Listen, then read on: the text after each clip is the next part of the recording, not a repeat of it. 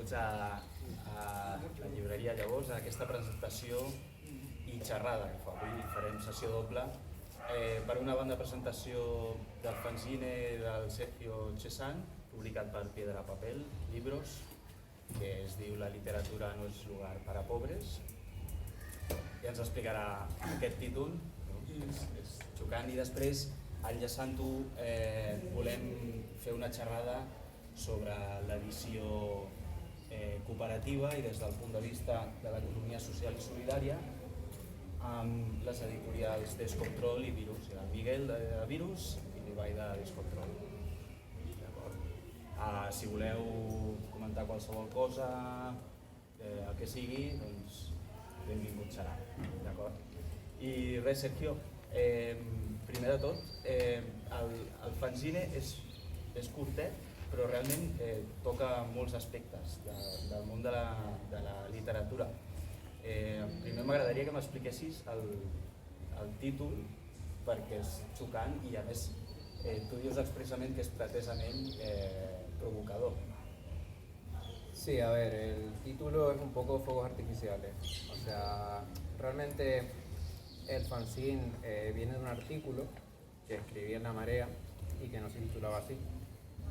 No recuerdo cómo se titulaba porque se me ha olvidado, pero esto me suele pasar a menudo. Lo que sí que luego cuando... Bueno, en realidad es que el origen del fanzine nace de una conversación, bueno, de un intercambio de tweets, o sea, ya muy moderno todo. Con un escritor mexicano, con Daniel Centeno, que no lo nombro aquí, al pobre lo he quitado. Y bueno, había enlazado un artículo sobre literatura que ponía que el relato ya no describía relatos según ese artículo y que en realidad estábamos viviendo en la época de la novela, ¿no? A mí me parece que era un artículo que alguien podría haber escrito en el siglo XIX, pero que ahora era como un poquito, no sé, no venía a cuento, ¿no? Y bueno, yo le comenté que a mí los relatos me habían salvado la vida, porque cuando yo trabajaba en sitios que estaban muy lejos de mi casa y tal, tenía que pasar por el transporte público y estar como mejor una hora, ¿sabes? Y entonces era el momento ideal para leer un relato entero. Y a raíz de ahí, Antonio Maestre me escribió y me dijo: oye, he visto esto que has estado hablando con Daniel, tal, ¿por qué no escribes un artículo? A mí en principio me dio un montón de palos, ¿sabes? Porque dije, esto no da para más, ¿sabes? Pero bueno, le dije, bueno, me lo pensaré. Estuve un tiempo dándole vueltas, todo lo típico que tú sabes que tienes que hacer algo, pero vas dejándolo y mientras vas pensando sobre eso. Y pasó el tiempo, y pasó el tiempo, y pasó el tiempo. Y un día, pues estaba enfadado porque había leído otro artículo también, quiero recordar, en el Cultural, que hablaba sobre que los jóvenes pues hoy en día no leían y que, bueno, como tratándolo como si fuese un asunto de más moral, ¿sabes? Como que los jóvenes pues estaban a otras cosas, a fiestas, MDMA, borracheras, etcétera, etcétera. Y bueno, me cabré. Y entonces en ese momento pues me senté y nació todo el artículo. En realidad lo escribí en una tarde, es un escupitajo. Estaba enfadado y escribí el escupitajo. Se lo mandé a Antonio y le gustó mucho, entonces lo publicó. Y claro, más tarde, cuando salió publicado, Piedra Papel se puso en contacto conmigo y me dijo: ¿por qué no lo extiendes un poquito y hacemos un fanzine y tal? Y me pasó exactamente lo mismo. Yo dije al principio, pues qué palo, ahora lo que he dicho ya lo he dicho. Pero luego empecé a pensar lo mismo y pasó igual. Me senté otra tarde y lo entregué. Y claro, ahí cambié el título porque me di cuenta de que en realidad muchos de los temas que había tratado básicamente tenían que ver con digamos que el acceso y el desempeño en cuanto a creación y recepción de las obras literarias, siendo de clase trabajadora. Y entonces me pareció que muchos de los artículos que aparecían en el Cultural, en otros sitios y algunos académicos que dan auténtica vergüenza, compartían digamos que excluían ¿vale? La realidad de la clase trabajadora y simplemente se centraban en la literatura como una esfera autónoma, ¿vale? Que eso es un mito del que luego hablaremos. Y de ahí vino el título realmente. Es un título provocador, lo hice sinceramente porque quería fuegos artificiales para empezar. Pero vamos, que venía más o menos relacionado con lo que estaba pensando acerca de esa parte de desarrollar el tuit y de desarrollar un pensamiento que ya tenía en la cabeza, porque me voy a extender ya en realidad porque... Venga, vamos allá.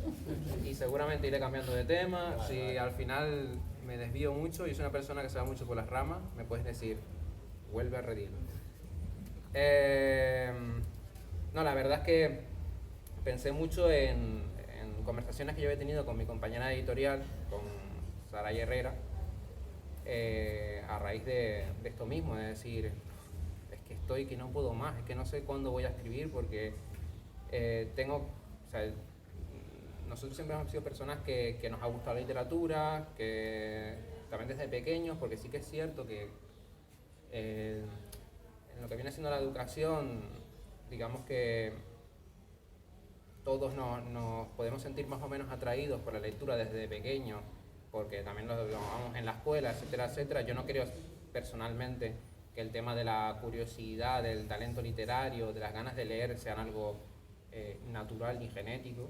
O sea, a mí esas cosas la verdad es que me tiran para atrás. O sea, simplemente son cosas que van desarrollándose según tú vas aprendiendo en la escuela. Y la verdad es que, claro, llega un momento en que venimos de familia pobre y te tienes que buscar tú las castañas, ¿no? Y entonces ya pues empiezas a trabajar en curros de mierda. En mi caso, pues recogiendo escombros en la obra, repartiendo páginas amarillas, luego en un almacén, luego en una tienda de ropa, luego de dependiente en una tienda de informática. Y claro, llega un momento en que te das cuenta de que estás teniendo unos curros que te están quemando y cuando llegas a casa lo que menos te apetece es ni leer ni escribir. Y aquí personalmente quería hacer un inciso porque lo comenté, esto no sale en el fanzine, pero lo comenté hace poco con un amigo, que él me decía que él también había trabajado en curros exigentes físicamente y que cuando trabajaba en curros exigentes físicamente, a pesar de que llegaba cansado a casa, se echaba una siesta y luego podía hacer cosas.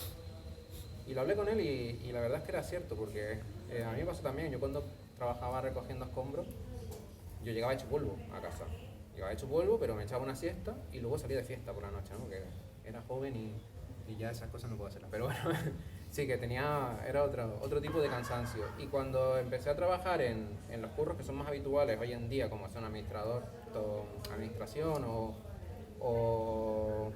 bueno, de cara al público, cosas así, me notaba como un cansancio no solamente físico, sino también emocional y mental, ¿vale? Y claro, eso para escribir, olvídate, es imposible. Y claro, empiezas a tener una frustración de decir, tengo un montón de ideas, porque claro, en el transporte público iba apuntando cosas, esto lo voy a escribir, tal. O iba leyendo, cuando llegue a casa me leeré esto, tal. Y cuando llegaba a casa, lo que menos me apetecía era, o sea, estaba tan quemado que cogía directamente y me ponía la primera serie que no me hiciese ni pensar ni nada, ¿sabes? Y nada, lo hablé con ella y es verdad que también es una experiencia compartida con ella porque le pasaba lo mismo y pensamos, claro, nosotros tenemos que vivir esto, pero luego conocemos a mucha gente del mundo literario que te está bombardeando todo el día con mensajes de qué importante para escribir tener paciencia, sosiego, tranquilidad para la obra literaria. Claro, y a veces lo comentábamos y decíamos, joder, te jode, claro. O sea, si tienes un papá rico, pues claro que tienes sosiego y tienes de todo. O sea, para empezar, tú puedes puedes hacer prácticas gratis, que es lo que hacen muchos de ellos, ¿no? Porque dicen, bueno, como mi papá me paga, pues me vengo a hacer prácticas gratis en una editorial y luego ya entraré, no tienes ni prisa. O si hago un proyecto de estos de voy a montar, pues es una editorial, así que pues claro, puedes fallar 7 veces porque tienes a tu papá detrás con dinero. O es en general es yo sé que ellos no entienden el mundo de la precariedad. Yo no sé que ellos no entienden el que un día para otro te puedas quedar sin trabajo y qué haces. Mis padres viven a 3000 y pico kilómetros y aparte no voy a volver. ¿Qué haces? Me quedo, pues, sí, o sea, digamos que era muy bonito todo aquello de sí, estar tranquilo, sosiego, la obra literaria nace de esto y tal, y yo pensando, bueno, ¿y quién tiene esa tranquilidad, ese sosiego? ¿Quién tiene todo ese tiempo libre? Yo no, mi compañera tampoco. Y bueno, a partir de ahí ya fuimos tirando del hilo, en tantas conversaciones, y dijimos, es que no solamente eso, es que hay varios mitos en la literatura que convendría demoler, y uno de ellos es que la literatura es una esfera autónoma y que no está relacionada con las condiciones en las que se produce, ¿vale? Que es algo que aparentemente todos deberíamos tener en mente, pero que cuando lees un artículo del Cultural no aparece, ¿vale? Te dicen, pues no sé quién escritor es genial, y haces así, pincha en Wikipedia y dices, bueno, claro, es rentista. Te dicen, no, Flaubert se pegó 8 años escribiendo Madame Bovary con su técnica de la palabra exacta y tal, no sé cuánto. Muy bien. Empiezas a mirar y dices, bueno, era rentista, no trabajaba. Claro que podía estar ahí eligiendo lo que le dice la gana de las palabras porque tenía todo el tiempo del mundo. No solamente es el tiempo, es la sensación de no tener la ansiedad, de que no, de que tienes que buscarte la vida para comer, como sea. Y uno y otro y otro y otro. Y claro, te venías como ejemplos de la gran literatura y tú decías, bueno, ¿y por qué? ¿Y por qué no empezamos a pensar muy bien? O yo qué sé, algunos que son más de nuestra rama, ¿no? Tú decías, bueno, Tolstoy y tal. Bueno, mira, por ejemplo, ¿no? Tú dices, bueno, anarquista cristiano, un poco LOL. Dice, bueno, Tolstoy escribió Guerra y Paz, ¿no? Una obra enorme, etcétera, etcétera. Y bueno, tenía a su señora ahí haciéndole todo, ¿no? Y tú dices, muy bien, Tolstoy, pero a ver, claro, tú tenías todo el tiempo del mundo. Y claro, si cuando empiezan a separarse las condiciones materiales en las que se escribe de la propia obra, te aparecen esas aberraciones de gente diciéndote pues que la obra solamente nace desde cuando tiene un montón de tiempo, tal, tal, cuanto. Aparte es mentira, pero entramos en la siguiente. Otro de los mitos así a tumbar, que yo quería tumbar con el fanzine, a ver, vamos a ser sinceros, el fanzine realmente es un fanzine, o sea, son 10 paginillas, aquí no hay nada, ningún pensamiento original, o sea, esto yo digo, ya yo de hecho no puedo creer en la originalidad, me parece otro mito burgués absurdo. Lo que yo he hecho aquí, básicamente, yo las obras no considero ni que sean muy elevadas, sino que tienen que ser oportunas. Yo lo que creo es que si este fanzine ha tenido tan buena acogida, que por suerte ha tenido buena acogida, es porque fue oportuno. Y porque hablaba de cosas que todos a lo mejor sí que intuimos y sabemos, pero que aún así estamos bombardeados por el relato contrario. Entonces, otra cosa que me fastidiaba mucho, que era el tema de que la literatura eleva, ¿vale? Que no lo trato tanto en el fanzine, sino lo sugiero por así, ¿no? Que tú dices, bueno, no, es que, ¿sabes? Ese tipo de leer como una cualidad moral, ¿vale? De las estadísticas que ponen, no, es que claro, la generación más mayor está demostrado que lee más, tal, esto hay 10.000 estadísticas, ¿no? Y que te dicen, y te lo ponen como algo moral, ¿no? Te ponen como decir, bueno, porque esa gente, pues, moralmente, pues está más asentada que los jóvenes que son unos tirados de la vida, que solamente lo mismo, otra vez, que solamente quieren fiesta, te van a hacer cuánto, ¿no? Y claro, obvian algo tan sencillo como que la gente que está jubilada tiene mucho tiempo, ¿vale? Y entonces, y además otra cosa, que leer no eleva a nadie, porque luego te dicen la típica frase de que leer cura el fascismo y no sé qué, no sé cuánto, no, los fascistas leen a Roca Barea. O cosas así, no son tonterías puras. O que te hace pacífico. Mira, sinceramente, a mí leer me ha hecho más violento que nunca. O sea, mientras más leo, y aquí aparte tengo a personas que editan libros que a mí me hacen ser más violento.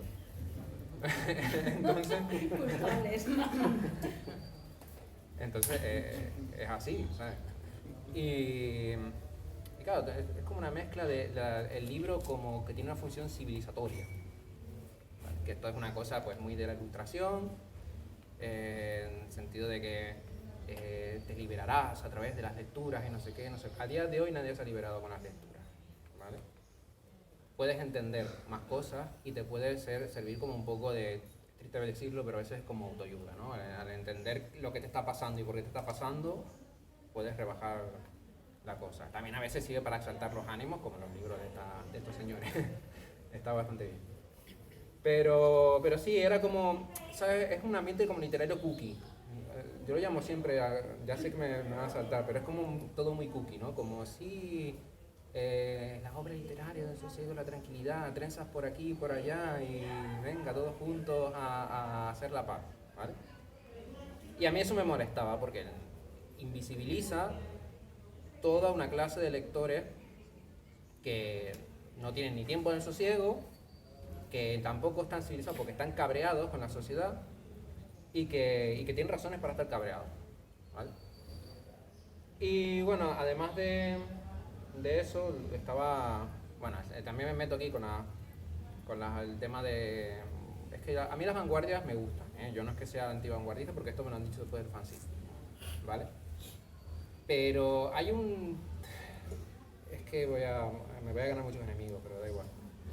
Hay como una especie de gente que adora la literatura vanguardista, pero que hace una vanguardia, pues lo mismo, descontextualizada completamente de la situación social y que creen que pueden cambiar el mundo, pues haciendo, pues yo qué sé, poesía sobre el silencio y bueno, burradas, ¿no? Voy a entrar, por ejemplo, caricaturas de Fernando Arrabal.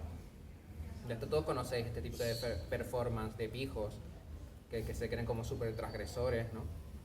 Y te dicen, voy a romper una Biblia tal delante de gente, no sé cuánto. No importa a nadie, ¿vale? Tú quieres ser transgresor, quema un banco, al día siguiente estás en la cárcel. Y sí, era como, aunque en el fanzine también me meto con ese tipo de gente porque creen que, yo hablo de que tienen una especie de pensamiento mesiánico, ¿vale? Que dicen que a través de la literatura experimental, pues que la gente puede abrir los ojos a una nueva forma de estar en el mundo, de habitar el mundo, que como que les va a cambiar, que todos si todos lo hacemos, pues llegará a una revolución, ¿vale? Esto es absurdo, una vez más, por la misma razón que todo lo demás, ¿vale? Que está otra vez más arrancado del contexto de las condiciones materiales de la sociedad en la que estamos, ¿vale? Entonces, el fetichismo por las vanguardias, yo lo entiendo, ¿vale? Pero es que las vanguardias aparecieron en un momento en el que la revolución parecía no solamente posible, sino muy probable, ¿vale?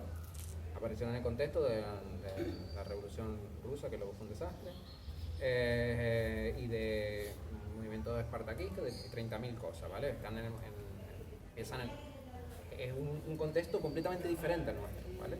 Ahora haces escritos de esto diciendo vamos a cambiar la vida. Mira, vas a cambiar la vida de quien te lea, que va a ser quien tenga acceso a entender los códigos de la vanguardia, que son gente normalmente con pasta. Entonces, no vas a cambiar la vida de nadie. Y la literatura no va a cambiar la vida de nadie. Yo lo siento si alguien quiere aquí que eso va a pasar, pero no, ¿vale? Recuerdo además sobre bueno, vamos a nombrar aquí, a mí me gusta mucho la poesía del siglo XIX francesa, ¿vale? El típico de Rimbaud, Mallarmé, etcétera, etcétera. Y a pesar de que en parte muchos de ellos acaban muy mal, acaban haciendo tontería pura, sus textos todavía algunos de ellos tienen bastante fuerza. Y recuerdo que Mallarmé en sus correspondencias hablaba precisamente, Mallarmé era un señor también porque es compacta, es lo que es. Pero tenía como cierta simpatía al movimiento anarquista de final del siglo XIX francés. Entonces, bueno, de hecho llegó a interpelar, poner juicio de los 9, creo recordar. Bueno, para intentar salvarlos de... no iban a matar por ser atentados y demás. Y bueno, hay una frase que quedó de Mallarmé que me hace mucha gracia porque entra dentro de todo este rollo cookie, ¿no? Que es el verdadero libro, la verdadera bomba es un libro, ¿vale? Que es una frase que todo el mundo pone por ahí, la verdadera bomba es un libro, la verdadera bomba es un libro. No. Además en su correspondencia a la clara, ¿no? O sea, él lo que dice es que no está de acuerdo con los atentados anarquistas que estaban ocurriendo en esa época y que creían que para llegar a la revolución había que educar a la clase trabajadora, ¿no? También sin tener en cuenta de por qué la clase trabajadora no era educada en ciertas cosas, ¿no? Que de eso se tuvieron que encargar, por ejemplo, los anarquistas, repartiendo folletos, e incluso repartiendo folletos del capital, los anarquistas, etcétera, etcétera. Pero una de las cosas interesantes que él decía es que yo ya sé que mis libros vanguardistas no van a servir para nada a la clase trabajadora, porque no los van a entender, ¿vale? Porque para acceder a los códigos necesarios para entenderlos, haría falta una educación que de verdad se preocupase en, digamos que, dar valores a la gente y no prepararlos para trabajar, ¿vale? Y eso es básicamente pues, el mismo problema que tenemos en Vanguardia ahora mismo. Unido a que vivimos en una sociedad en la que todo es show y espectáculo, etcétera, etcétera, y entonces está muy bonito hacer una obra experimental y yo las disfruto muchas de ellas, ¿vale? Pero no puedes ir con el discurso mesiánico de que yo voy a enseñarle a la clase trabajadora un nuevo mundo y que esto va a cambiar algo, no va a cambiar nada. Es una cosa que queda en un círculo de personas, que unos a otros dicen, ay, qué guay, tal, no sé qué, uno te habla de ti, el otro habla del otro, y ahí se queda, ¿vale? Y es la razón por la que me metí en esto, porque también esto lo he visto mucho, y también lo he visto mucho entre la literatura que llamo Cookie, ¿vale? El grupo literario Cookie, del sosiego, de la tranquilidad, de no sé qué, no sé más, ¿vale? No, ya creo que me estoy otra vez yendo por las ramas, pero bueno, otra cosa que yo trato en el fanzine es el tema de, bueno, digamos que cómo, o sea, cuál es para mí el valor de una obra literaria hoy en día, ¿no? Porque si no tienen valor de, si para mí, como he dicho antes, lo de la originalidad burguesa me parece una mierda, ¿vale? Porque simplemente leer todo lo posible, todas las obras que hay, contraponerte a esto y superarlo, que esto es un poco un pensamiento que tiene críticos como Harold Bloom, que bien muerto está. Y sí, bueno, él se metía con la escuela del resentimiento, ¿no? Porque decía que, claro, las feministas, marxistas, además, todas estas cosas no saben valorar las auténticas obras de arte, que son Shakespeare. Shakespeare es la auténtica obra de arte. A mí siempre me gusta, ¿no? Pero... Y sí, yo estoy vengo de la escuela del resentimiento, sí, verdad, Harold Bloom, es que no tengo tu dinero, ¿qué quieres que haga? Estoy resentido. Es lo que hay. Y nada, este hombre después de eso, que digamos que todo es siempre el mismo problema, que es que la literatura se es considerada como un objeto ideal, una esfera autónoma y que digamos que no se tiene en cuenta que el valor literario se crea socialmente, ¿vale? No hay nada dentro de una obra literaria per se que haga que esa obra sea buena, nada. O sea, no hay ni una secuencia de palabras que tú digas esto es bueno, ni hay nada que no sea un producto histórico y social. O sea, lo que es bueno ahora es porque ese valor ha sido creado socialmente, ¿vale?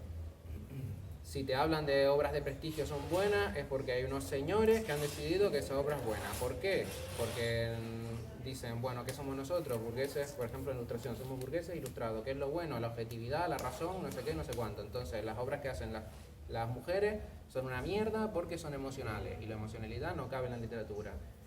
Los cuentos infantiles son una porquería porque es la misma historia, etcétera, etcétera. Según va evolucionando, eso va cambiando entre comillas, pero sigue siendo un valor social, ¿vale?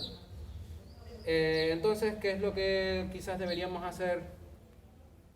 Para mí, nosotros, que es lo que planteo aquí, mandar a la mierda los valores burgueses sobre el de la literatura, ¿vale? Que se queden en el cultural, muy bien, o que se queden en... Lo siento por el cultural, en realidad me estoy metiendo con una persona en particular del cultural que no voy a nombrar, pero da igual.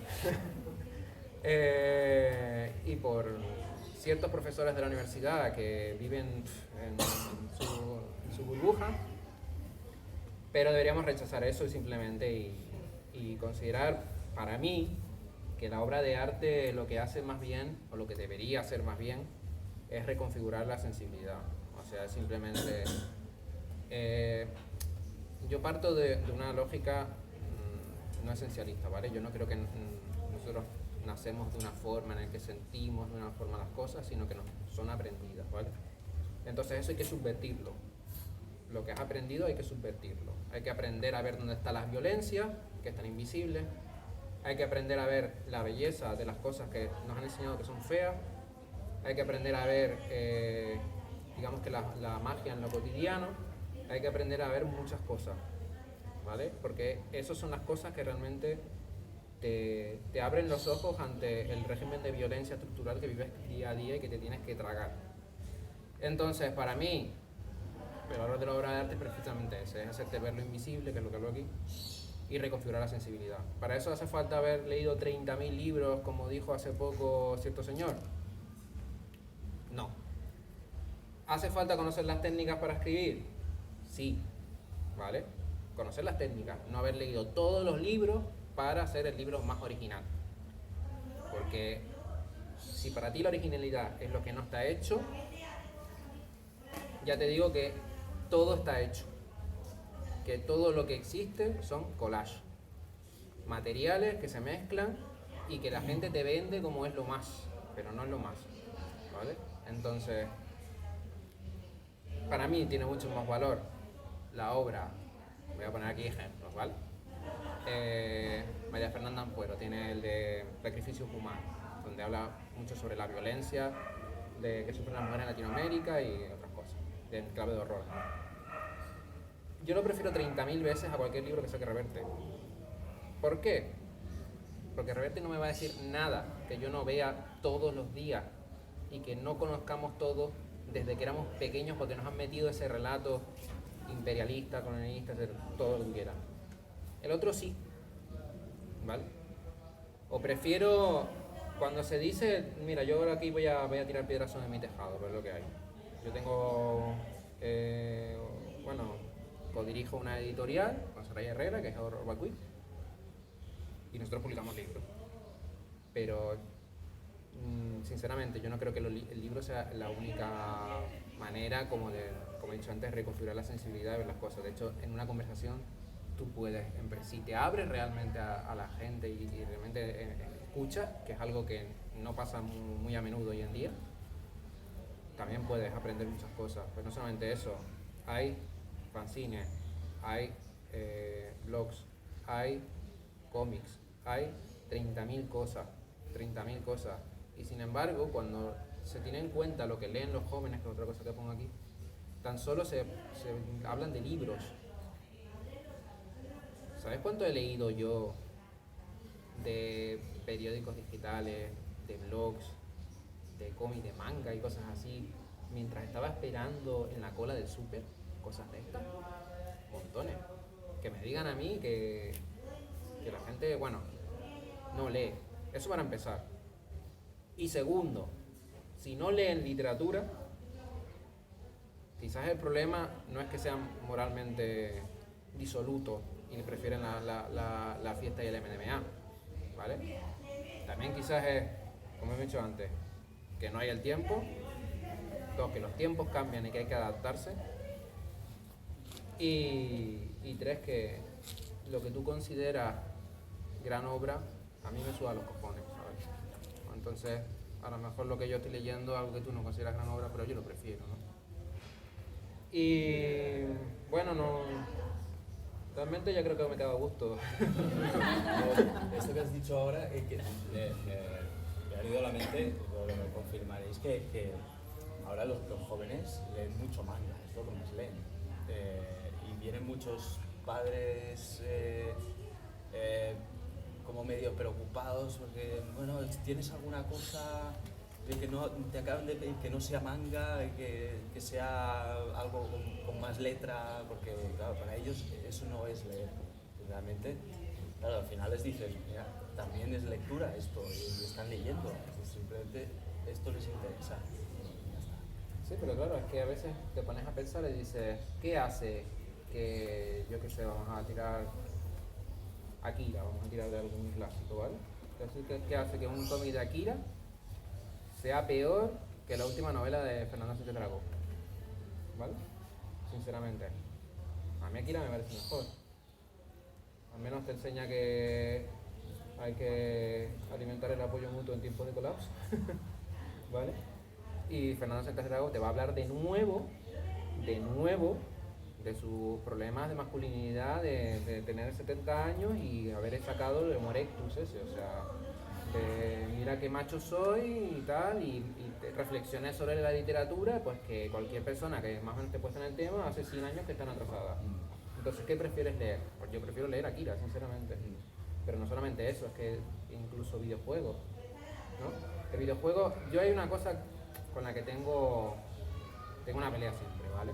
Y es con el tema de los videojuegos, porque yo siempre digo que realmente, bueno, los aparatos ideológicos van a toda máquina, siempre, en todos sitios, ¿no? O sea, realmente hoy en día uno entiende el mundo a través de, no solamente de la escuela que hay, sino también de todo lo que está alrededor y las series de Netflix, de no sé qué, 30.000 cosas. No hay nada más claro para esto que en todas las ficciones que tú consumes, la vida burguesa está hiper representada. Todos tienen, ¿vale? Son jefes de algo. O trabajan no burguesa, pero trabajan a lo mejor en una profesión liberal de estas de buen dinero, ¿vale? Y todos tienen unas casas increíbles. Todas las familias se llevan bien, ¿vale? La vida familiar, los valores familiares, no sé qué, todo eso te lo están metiendo por todos lados, ¿vale? Y tú dices, ¿realmente hay tanta gente con ese nivel de vida para que 90 de cada 100 series te pongan lo mismo? ¿Vale? Y no solamente eso, sino que contando series muy en particular, pues sí, el trabajo no aparece. Hay algunas que sí, ¿vale? Pero el trabajo desaparece de la serie. Siempre ocurren las cosas cuando vienen del trabajo, o sea, es como... eso lo dejamos ahí porque además de que... Yo creo que también son conscientes de que el trabajo es una muerte... es como una muerte administrada en pequeñas dosis cada día. Y entonces no quieren poner, pero también es eso, que no aparece, muy pocas historias de explotación, de no sé qué, hay, yo no digo que no haya. Igual que con el tema de los videojuegos, lo mismo. ¿Qué aparece en los videojuegos? Te vas a jugar a Call of Duty, una naturalización del imperialismo, del belicismo, y como si no pudiera haber otra cosa, ¿vale? Los juegos de estrategia, esto es mucho peor. Los juegos de estrategia siempre te hablan de... Tú empiezas civilizaciones, ¿no? Tienes que conquistarlo todo, mantener todos los recursos que hay y tal. Es como todo, como ultra, ¿sabes? Es increíble. Y luego los juegos, hay otros juegos de estrategia de móviles. Acumular dinero y venga, todos los juegos son así, ¿no? Y entonces, claro, por ahí te entra la ideología. Entonces yo, por una de las razones por las que no creo, como he dicho antes, que la literatura va a llegar muy al mundo, es porque, a ver, vamos a ser sinceros, está por todos lados lo otro, ¿no?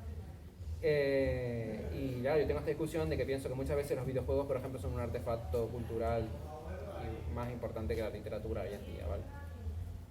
La literatura no va a desaparecer, igual que la pintura no desapareció cuando apareció la cámara fotográfica, convivirán. Pero sí hay que dar guerra en todos sitios. Hay que dar guerra en todos sitios porque donde no das guerra, otros te la están dando sin que tú lo sepas. Y bueno, ya me estoy desviando otra vez, así que volvemos al tema de la literatura. Sinceramente, yo creo que es lo que te digo. Para mí el valor literario es reconfigurar la sensibilidad y ser capaz de ver las cosas invisibles. Normalmente las cosas invisibles son las cosas que el poder te ha invisibilizado para perpetuarse. Todo sistema de dominación intenta perpetuarse invisibilizándote cómo ejerce el poder. Y es básicamente más o menos lo último que quería decir en el fanzine, ¿vale? Que quizás deberíamos juzgar a las obras por otros valores, que esto no es nada nuevo, o sea, esto hay gran recorrido teórico sobre estas cosas, tan solo lo decía porque me parecía que era algo que se había desviado mucho últimamente a través de artículos de no sé qué, no sé cuánto, y quería recordar. Ya creo que he dado bastante el abrazo, Editors, necessitaríeu alguna cosa així? Bueno, jo si començo no paro, o sigui que m'estalviaré. No, perquè és que realment ha dit un munt de coses que entre elles són contradictòries i que m'han fet patar la olla molt fortament, i amb algunes en les que no estic gens d'acord, però que puntualitzar-les ara mateix em sembla com absurd.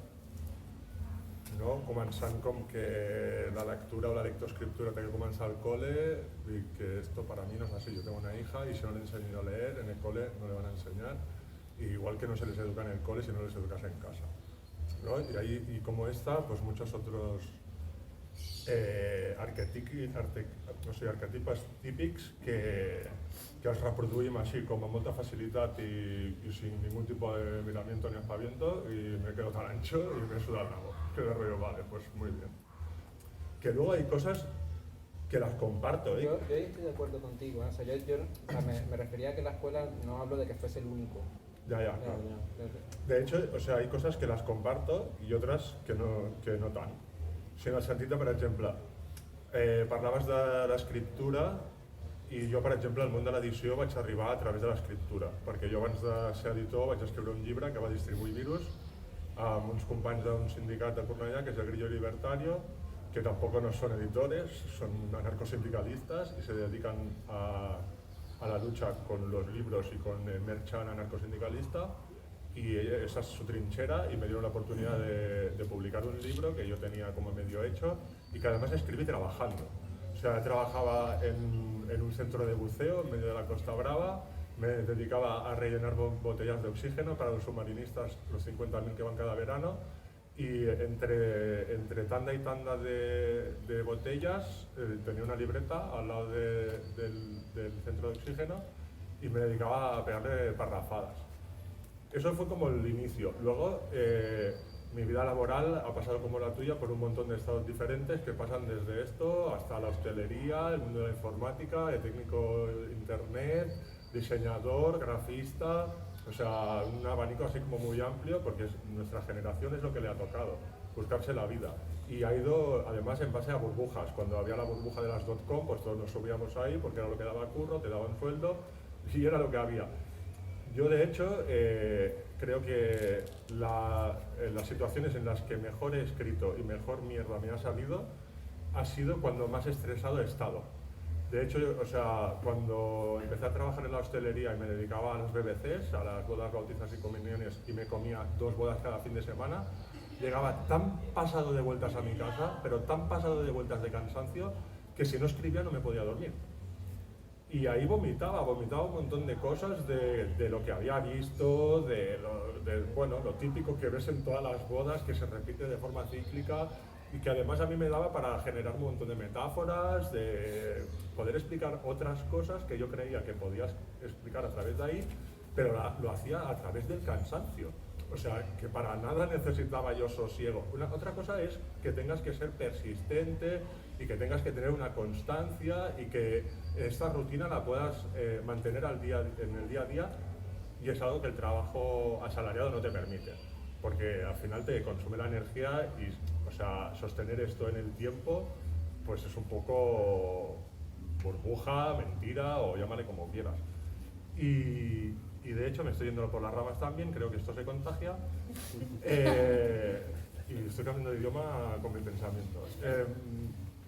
O sea, estoy muy de acuerdo en todo lo que se comenta en el fanzine, o sea, del cambio de paradigma. O sea, sí es cierto que hace 100 años o 150 la literatura no era lugar para pobres, pero pienso que hoy, y en eso sí que no estoy de acuerdo contigo, es una trinchera desde donde luchar y donde transformar. Y transformar de forma consciente. De hecho, creo que, y también lo voy a mezclar con otros inputs culturales que no son estrictamente literatura, pero hay un grupo editorial, llamémosle mainstream, que publicó un libro en su momento de una tipa que estuvo haciendo inversiones en el mundo libertario, en Sans, y que fue un bestseller y que ganó un premio que se lo ha petado disfrutando de la vida, que es lectura fácil, y a mí me parece un libro que no dice tonterías, que tampoco nos repite más de lo mismo y que de hecho, pues hasta en cierto punto hay muchas cosas con las que estoy de acuerdo, o con otras igual no tanto, ¿no? Lo de publicar actas internas de según qué colectivos, pues se lo podría haber ahorrado, ¿no? O haber pedido permiso, como mínimo. Pero luego también creo que hay otros componentes culturales, no sé, por ejemplo, a mí una de las músicas que escucho mucho últimamente es el rap. Y un grupo que escucho mucho, porque además son colegas de hace un montón de años de cuando empezaron y no les conocía ni Cristo, que son Lágrimas de Sangre. Hoy en día, hoy lo están petando en México. Lo están petando que llenan miles de personas. Y las letras, si escuchas las letras, no dejan de ser literatura. Y una literatura con un mensaje no entre líneas, sino muy claro, de que hay valores que hay que sostenerlos. El apoyo mutuo, ayudarse, tener colegas que te hagan de muleta, de no dejar caer a nadie, de poder compartir, de vivir, de creer en el amor, de un montón de conceptos que de hecho, si nos paramos a analizar el mainstream cultural, son totalmente opuestos a lo que nos venden, porque lo que llevamos consumiendo en los últimos 15 años es distopía, distopía, distopía, catástrofe, colapso, vamos a morir todos y somos incapaces de imaginar el fin del capitalismo, pero somos capaces de imaginar que se va a acabar mañana la gasolina y el petróleo. Y que no deja de ser también una señal de que nos están inoculando de forma permanente a nivel ideológico. Y que no deja de ser otra forma, en el fondo, de lo que lleva pasando 200 años, que es que el capitalismo está ahí y no hay, parece, otra alternativa, y si alguien plantea esa alternativa es un loco o no se le hace caso. Y de hecho, o sea, para intentar acabar y no alargarme media hora como tú, creo que nosotros desde el control sí creemos que lo que hacemos transforma, y si no lo creyéramos no lo haríamos. De hecho, bueno, no voy a empezar a hablar de catálogo, me lo voy a ahorrar. Luego ya más. ¿Puedo responder un momentillo? Sí, claro. Hombre, sí, lo que queráis. Creo que el tema es que hay una confusión un poco de tela. Yo no quiero decir que la clase trabajadora no pueda escribir, trabajar. Yo lo he hecho, yo también he publicado 2 mientras trabajaba y tal. Lo que quiero decir es que si se sigue manteniendo, o sea, lo que no tenemos que atenernos a unos valores que no son los nuestros. Claro. ¿Vale? Entonces, el tema del sosiego y tal, yo no lo mantengo, yo me meto con eso. Porque yo también escribía en metros, en cosas así, ya que lo que quiere decir es simplemente que si los valores que te intentan decir es que para escribir una gran obra hay que tener sosiego, hay que tener 700 páginas, no sé cuánto, eso para nosotros no es. Sí, sí, ¿vale? eso estamos de acuerdo. Y lo del eso transformador, sí, evidentemente, yo no me refería tanto a eso, sino como un discurso mesiánico de que solo a través de la literatura puedes cambiar el mundo. O sea, yo sé que todo aporta. Por aquí y por allá todo aporta ante un gran relato que es el que hay y el que hay que combatir pequeño. Lo que quiere decir es que hay gente que cree que solo con la literatura vanguardista va a cambiar el mundo. Claro. Y eso no es así. Bueno, el Manifiesto Comunista demostró que no era exactamente así. A mí una cosa que me ha gustado es que haya situado la cuestión más allá luego del desarrollo en las condiciones materiales. Pero yo echo de menos una cosa que es, a veces hablamos de condiciones materiales pensando, digamos, en el trabajo, el salario de mierda, digamos, una serie de condiciones, vivienda, etcétera. Pero hay otra parte que son condiciones materiales, que es muy importante, que es, digamos, si hablamos en términos de clase, los espacios propios de construcción cultural o política que a ti te permiten como persona tener un conjunto te permiten a ti como persona y nos permiten como colectivo tener un conjunto de recursos que igual, obviamente, por nuestras condiciones económicas no los podemos tener, pero que cuando tienes con la modestia que tiene, un Ateneo, un espacio como Yavors, el conjunto de espacios que te permiten tener colectivamente un contacto con procesos culturales que puedas construirlo autónomamente, no dependientes de, por ejemplo, de lo que te prescriba el cultural o de lo que te prescriba determinado conjunto de medios mainstream. Y ahí yo creo que ahora mismo tenemos un conjunto de circuitos, pero que todavía son demasiado modestos. Por ejemplo, si tiramos de este libro mismo, el de la lluita per Barcelona, o de la formación de la clase obrera en Inglaterra de Vicky Thompson, ahí justamente se explica cómo en determinados momentos el movimiento obrero consigue generar sus propias instituciones culturales, y de ahí sale gente que en ese espacio consigue generar espacios de creatividad y de obra propia, que además construyen una mirada de las propias clases subalternas, ¿no? En nuestro caso, durante el periodo más potente del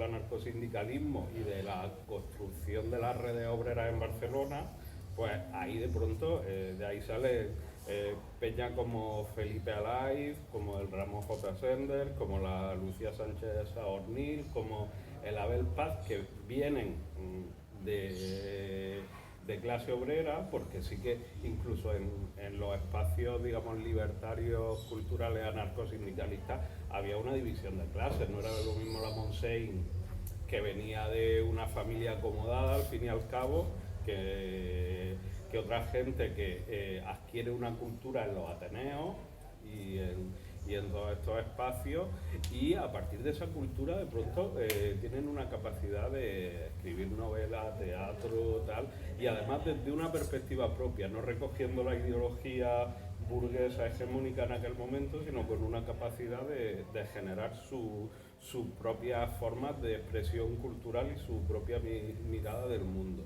Yo creo que ahora mismo el problema obviamente es que las condiciones materiales de trabajo, vivienda, movilidad, etcétera, etcétera, no nos permiten en un momento dado tener el tiempo de generar formas de creatividad de diferente tipo, pero que a la vez nos hemos acostumbrado a que, digamos, la cultura es algo que generan las instituciones, nos dan un espacio, no nos lo dan,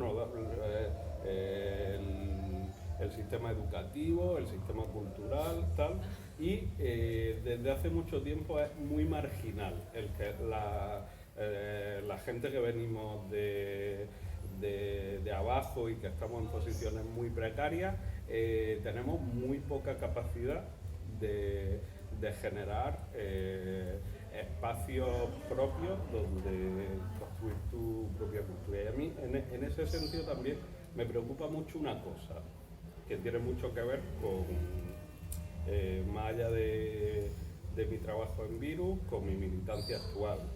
Lo explico de un ejemplo muy concreto. Yo estoy en una asamblea de vivienda en Raval Rebel, donde la mayoría de mujeres son mujeres de compañeras, son mujeres magrebíes, en muchos casos monomarentales, tal. Todo lo que se mueve en nuestros espacios, que tiene que ver con la formación, seminarios, charlas como esta, etcétera, etcétera, venimos un determinado perfil de gente y está enfocado por un determinado perfil de gente. Pero incluso personas con las que nos relacionamos en lo cotidiano, en términos militantes, quedan muy fuera de esto que estamos haciendo hoy, y forman parte de la complejidad de, digamos, las clases subalternas en la actualidad, pero en los espacios políticos que nosotros estamos creando y que tienen algún tipo de contenido cultural, formativo, etcétera, etcétera, hay determinados espacios de gente que queda muy fuera, y yo creo que eso tenemos que repensarlo, porque es también gente que tiene derecho a formarse, a pensar, a crear culturalmente, pero es como que quedan fuera, ¿no? Entonces, digamos, recogiendo eso de la idea de las condiciones materiales, que me parece súper acertado, me parece importante que lo pensemos por ahí.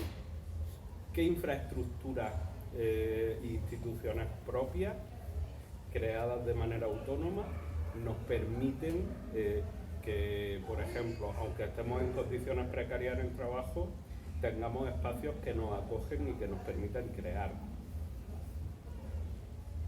Es un tema esto, porque no deja de ser que existe, digamos, una falta del común. O sea, la atomización, la individualización, el aislamiento, y ahora después del confinamiento más aún, ¿no? Que todo el mundo está con el miedo, con la paranoia, con la inseguridad. O sea, no permite que existan muchos espacios ni de socialización, ni de poder compartir información o de poder verter opiniones que luego te reviertan en un feedback que te pueda aportar cosas. Yo, de hecho, o sea, mi principal motivación, creo, para escribir y para poder luego editar, salió de un ejemplo que viene del común. Yo hace unos años, cuando sí existían movimientos sociales como más potentes, autónomos, creados desde el pueblo y que no salían ni de ninguna juventud, de ningún partido ni nada. Yo estaba en un barrio que es Cornellá, y en Cornellá había un movimiento bastante potente que salía de la tradición así más autónoma de los años 70 y tal, y en los 90, 2000, principios de los 2000, habían 3, 4, 5 centros sociales y 10 o 15 casas ocupadas donde se socializaba y se compartían muchas cosas. Mi inquietud, o sea, yo empecé a estar en uno de estos espacios pues, a principios de los 2000, y recuerdo que al principio de ir a las asambleas y tal, como súper motivado con la inquietud de quiero transformar las cosas, quiero hacer cosas, tal, me choqué de frente con la idealización del condicional, del rollo, estaría muy bien, molaría, podríamos hacer, y todos hacían volar palomas del rollo, pues vamos a montar no sé qué, proyectando mucho pero haciendo nada. Y un buen día, y de ahí, de esta experiencia salió la idea de luego escribir más y poder desarrollar y publicar libros, etc. Escribí 4 frases hablando de los tiempos verbales y explicando que para mí el condicional era una puta basura, que no valía para nada y que si había que hacer cosas, había que hacerlas de forma propositiva y afirmándolas. Y afirmándolas se proyectan. Y a partir de ahí, y viendo que el hecho de volcar esta percepción recibía un feedback que hacía que la gente cambiara su propia percepción, a mí me motivó luego a hacer muchas más cosas, que luego igual han quedado en la nada o han quedado en el recuerdo de los colegas o han servido para cambiar la percepción de alguien, pero eso ya depende de cada cual. En el fondo lo que estoy diciendo es esto, que hoy en día falta ese común, ese global compartido en el que, y que creo que es lo que intentamos construir también, con nuestras comunidades lectoras, con nuestras librerías o con nuestros espacios, de lo que hacemos, no tirarlo al vacío de a ver qué pasa, ¿no? Sino de intentar generar y construir algo más allá de un papel con 4 letras y que alguien se lo lea y pase un rato, ¿no? Y yo creo que esta es una de las motivaciones básicas que a mí me hacen cada día ir a descontrol y desarrollar las múltiples tareas que desarrollo ahí. Entonces, realmente, vuestro objetivo no es hacer libros que ponen de mala hostia, como decías tú, sino que también, pero el objetivo es el contrario, ¿no? No, pero no es rabia positiva, porque es rabia de ganas de cambiar cosas. Vale. No, y de hecho, violentar a la gente está bien. A ver, no vamos a hablar ahora de violencia o de pacifismo, tenemos una colección en Descontrol que se llama Ideas Negras, leer los libros y hacemos un debate un día, pero, son percepciones que existen, ¿no? Que nos han vendido, las revoluciones de colores, que vale, pues muy bien, según qué sitio han sido un show muy guay, pero aquí no han llevado a nada.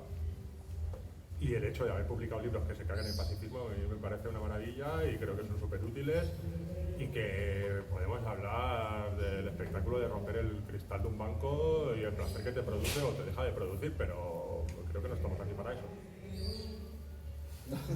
¿O sí? Luego, si os parece, hablamos un poco de lo vuestro. De lo vuestro. No, bueno, nos gustaría también hablar de la edición de libros. En el caso de Descontrol y Virus, además, Virus sois distribuidora, Descontrol os lo hacéis todo, imprenta, distribución y edición de libros, a cómo es la edición de libros desde una cooperativa y cuál es el fet diferencial, el hecho diferencial respecto a una editorial tradicional al uso. Que hable el hermano mayor. Es un patinete.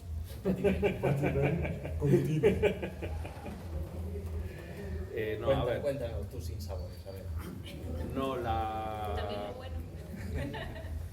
digamos, en nuestro caso, aparte de la cuestión de contenido, digamos, la diferencia sería que bastante clara que en Virus, aunque tenemos una división, digamos, por áreas de trabajo, esa división por áreas de trabajo no es una división en los procesos de toma de decisiones. En Virus tenemos una asamblea editorial de la que forma parte toda la gente del colectivo, desde yo que llevo, digamos, la parte más de edición hasta la gente que trabaja en almacén, y en las decisiones participa todo el mundo con la misma capacidad de decisión, desde la gente que está en almacén hasta el contable o tal. Esa sería un poco la diferencia. Luego, a otro nivel, yo tenía ganas de desmitificar un poco el tema del cooperativismo. No solo porque nosotros le damos más importancia que a la noción de cooperativismo, le damos más importancia a la noción de asamblearismo y autogestión, porque cooperativas hay de mucho tipo y el término cooperativismo además ha entrado en una deriva muy, como tú decías, cookie, de que esto es muy guay estar en una cooperativa en general. Tú dices que estás en una cooperativa y ya se supone que estás en un proyecto súper guay. Y eso es dudoso y cuestionable. Pero más allá de eso,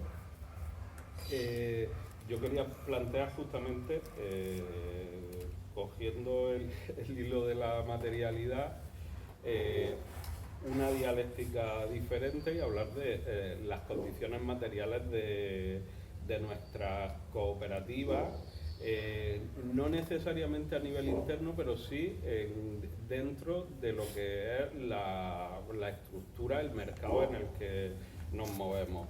Y creo que tenemos que empezar a ser muy honestos con nosotros mismos y pensar que somos como talleres que trabajan produciendo valor para una industria, que es la industria del libro, y para una ciudad, que es la ciudad fábrica, en este caso la de la metrópoli Barcelona. Y en este sentido, desmitificar un poco esa idea que hay de que las cooperativas son un supuesto espacio como de autonomía laboral. No lo es. De hecho, una idea que repetimos un montón los que estamos ahí, que yo creo que hay que replantearse, es la de, sí, autoexplotación, nos autoexplotamos un montón. No, nos están explotando. Nos explota la industria del libro porque formamos parte de una cadena de producción de valor, y nos explota un modelo de ciudad, que en concreto la de Barcelona, con la idea de la cultura se vende, y el tema de cultura barra Barcelona forma parte de la cadena de producción de valor, en este caso de valor simbólico. Y la idea de que nos autoexplotamos para mí, de alguna manera, es una forma que hemos tenido de asumir sin darnos cuenta la ideología del emprendedor. El emprendedor es el empresario de sí mismo, que tiene la iniciativa, genera una empresa o una cooperativa o un no sé qué y se autoexplota para su proyecto. Es un poco, digamos, el esquema básico de la ideología del emprendedor. Y es bastante curioso que nosotros, de alguna manera, lo hemos asumido de una forma supernatural y creo que tendríamos que cuestionarlo. Y cuestionarlo también es una manera de nosotros, que nuestros proyectos parten de un planteamiento político previo, cuestionarnos esa ideología del emprendedor que en parte hemos asumido, es una manera de volver a politizar, de repolitizar nuestros proyectos y también de pensar, vamos a huir un poco del chiringuitismo, de a ver cómo sale mi proyecto adelante aquí en el marasmo del mercado y de empezar a pensar más colectivamente de cómo nos estructuramos entre nosotros, digamos que como si fuéramos un sindicato de gente explotada por unas lógicas de mercado que por una parte quieren darle la vuelta a esto, pero que mientras están trabajando para darle la vuelta a esto y ponemos nuestro granito de arena para darle la vuelta a esto, también nos tenemos que defender como explotados. Porque casi que lo que no acabamos de asumir es cómo se han complejizado las lógicas de explotación y cómo nosotros formamos parte de esas lógicas de explotación y somos explotados por muy cooperativa que seamos. Sí, ja, bueno, no sé si volies... Depèn. Depèn del que hagis de dir tu. No, era més que res que plantejar que, clar, en el fondo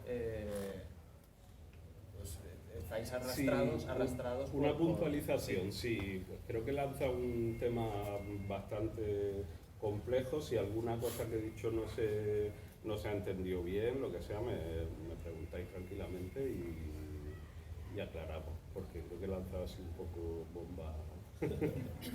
No, de hecho, o sea, sí, estamos muy de acuerdo y creo que te dejas cosas que las voy a decir yo, que no es solo la cooperativa el hecho de poder decidir pues todas las compañeras del equipo en pie de igualdad y con la misma capacidad de información y la misma capacidad de decisión, sino que, por lo menos en el caso de Descontrol, no sé, en Virus, sí intentamos tener muy en cuenta lo que es el trabajo productivo y el trabajo reproductivo, también tener mucho en cuenta pues el tema de la autoexplotación y de intentar limitarla al máximo para poder permitir conciliar con el resto de nuestras vidas. Y así como curiosidad, uno de los últimos debates que hemos tenido las últimas semanas pues previo a San Jordi o así, fue un debate que paramos el taller y nos dedicamos a debatir entre tiempo de ocio y tiempo de trabajo, porque hay gente que entiende la militancia también como ocio, o gente que cree que participar en otros sitios pues es una línea de fuga, y que también está bien. Y luego, entrando al trapo de cosas que comentabas, o sea, sí que nosotros en Descontrol lo que intentamos es recuperar un poco los conceptos y las nociones de lo que sería el cooperativismo original, los falansterios, los gremios, ¿no? El intentar recuperar un poco el oficio y no ser una fábrica de libros, que de hecho es lo que somos, una fábrica de libros, que tenemos las máquinas para poderlos hacer desde 0 hasta 100, ¿no? Porque de hecho en Descontrol es como todo el capitalismo este del kilómetro cero. Nosotros somos los cracks de estos porque tenemos ordenadores donde maquetamos, recibimos los manuscritos, los maquetamos, diseñamos las portadas, las imprimimos, las laminamos, imprimimos los cuerpos, los cortamos, los encuadernamos, los guillotinamos y los metemos en cajas y los mandamos a las librerías. O sea, lo hacemos todo. Y de hecho, lo que comentabas del cooperativismo cookie, sí que lo estamos viendo también mucho últimamente con el rollo de cómo está explotando esta opción, no como lo digno o lo justo, ¿no? Y es como, a ver, pues a mí hay trabajadoras de la Abacus que me han contado sus condiciones laborales, o trabajadoras de la central que han tenido conflictos laborales ultra heavy, que dices, hola, ¿dónde está aquí el cooperativismo? ¿Sabes? No están. Y de hecho yo creo que pues el capitalismo tampoco no sería mucho mejor que el capitalismo. O sea, yo en particular pues opto por otras cosas. A mí mi hija muchas veces me pide muchas cosas que no se las voy a dar, y mi respuesta es, pues yo quiero el comunismo libertario, ¿sabes? Y bueno, pues es mi opción. Mi futuro ideal es que cada cual dé lo que pueda y reciba lo que necesite. Y de hecho yo en la cooperativa un poco estamos en estas, de rollo, damos lo que podemos dar y además no estamos obligados, y recibimos lo que necesitamos. De hecho, así como curiosidades, todos cobramos el mismo salario, pero luego hay inputs, ¿no? Quien paga un alquiler, o sea, tenemos un salario base, todos igual, pero luego tenemos inputs diferentes de que cada cual del equipo paga un alquiler diferente, o hay quien no paga alquiler. La cooperativa asume un 25% de lo que tú pagas de alquiler, que es un plus a tu sueldo. Las personas que tenemos criaturas a cargo cobramos otro plus. Luego la cooperativa nos da de comer cada día, pero es que nos da de comer literalmente. O sea, nosotros comemos en el taller cada día, y de hecho hoy vengo de una asamblea emocional en la que hemos estado valorando pues, los últimos 3-4 meses, cómo ha ido Sant Jordi, cómo ha ido Literal, cómo nos hemos sentido, si hemos estado muy a tope o no, o otras pormenores locos que, o sea, otra de las diatribas en las que nos hemos encontrado en Descontrol es que desde el principio hemos estado bastante en contra de la especialización. O sea, en el sentido de que las responsabilidades deben de ser colectivas y todo el mundo tiene que tener toda la información para poder tener una visión, una cosmovisión global de lo que hay para poder decidir.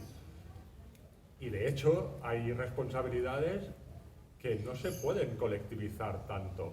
Pues yo qué sé, hacer asientos del IVA o presentar el impuesto de sociedades o hacer gestiones de la cooperativa con el Departamento de Cooperativas de la Generalitat, pues tienes que tener mucha paciencia y tener las cosas muy claras.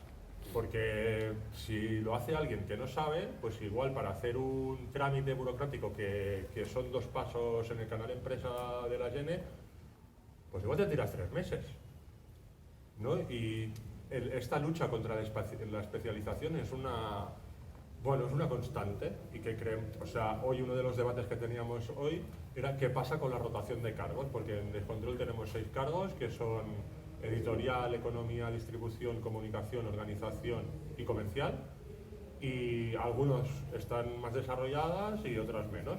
Por ejemplo, comercial, pues somos muy poco comerciales, no nos sabemos vender.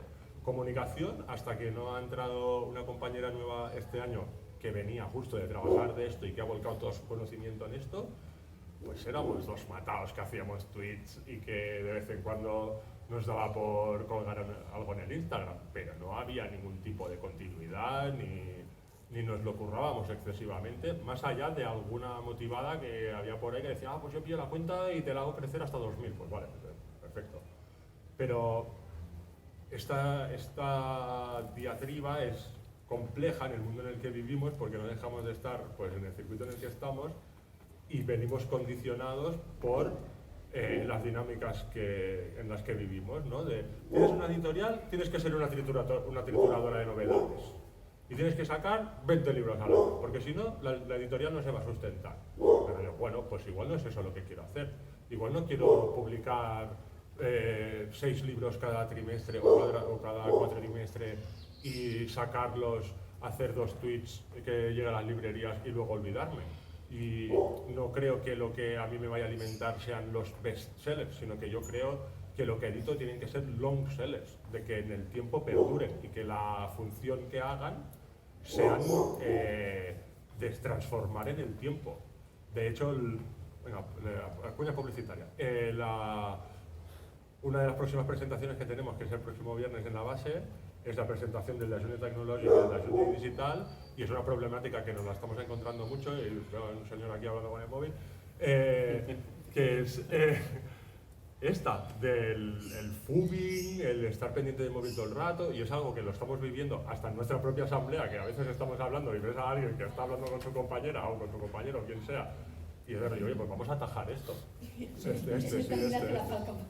Y luego hay otra, que es la cuña publicitaria de la Ahora Mismo, que es que en la base ahora mismo está habiendo una charla en base a memes y contenidos digitales que se llama No me da la vida, y que es sobre el cansancio, sobre el no poder más, sobre el agotamiento, y que esto, quieras que no nos deja de influir.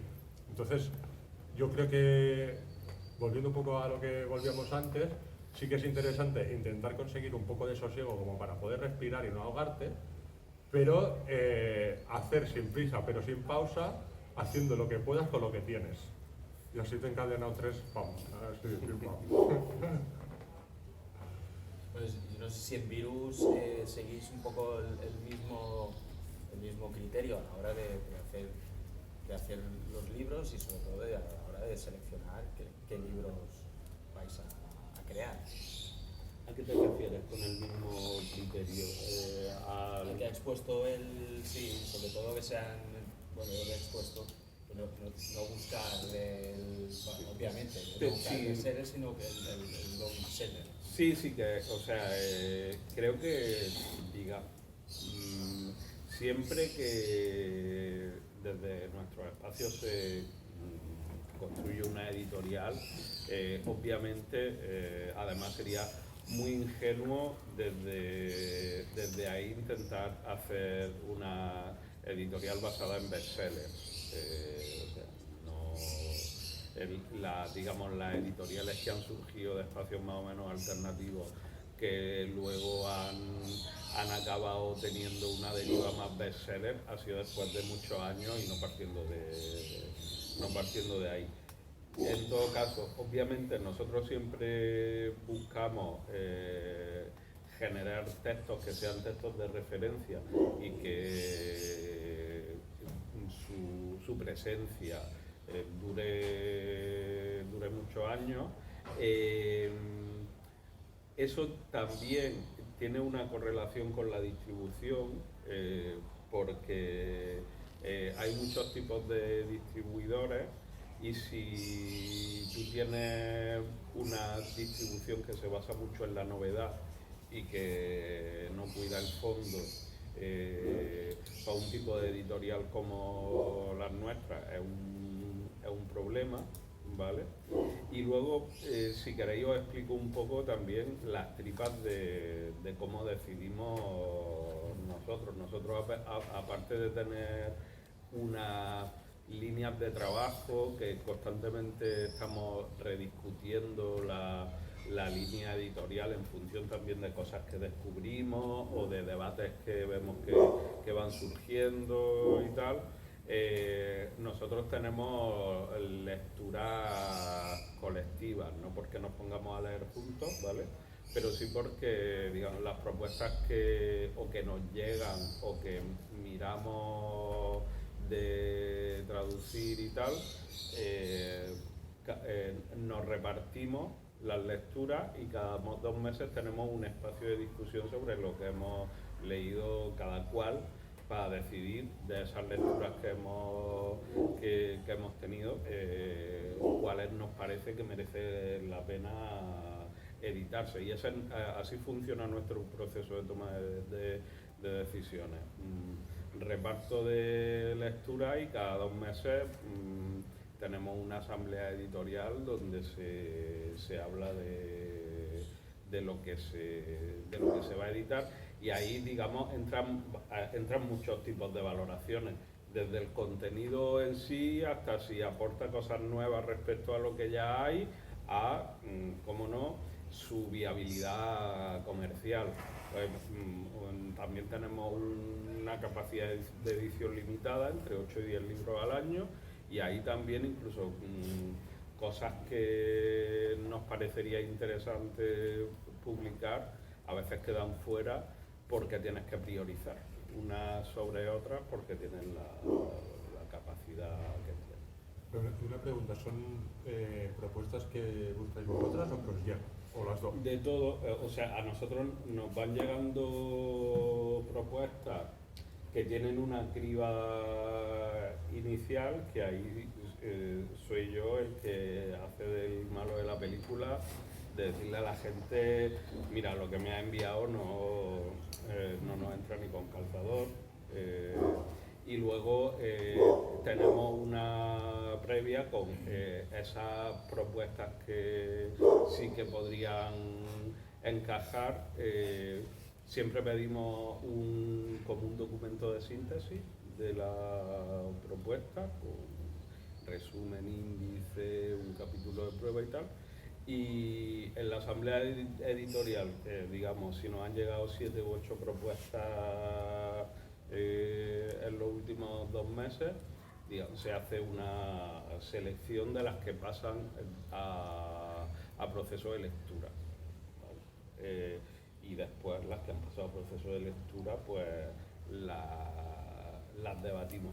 Luego igualmente nosotros, por una parte, hacemos encargos a gente que nos parece que de pronto un tema lo podría tratar bien, y también, digamos, ponemos el radar en lo que se está publicando en otros idiomas, en francés, inglés, tal, que pueda ser interesante para traducir. Un poco, esas serían las diferentes líneas del proceso de toma de decisiones.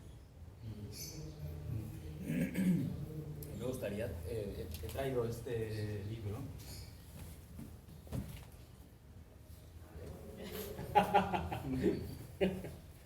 Porque me gustaría que me explicarais un poco, cojo este como ejemplo, y también cojo, tú también puedes participar si quieres, como editor de Bacuit.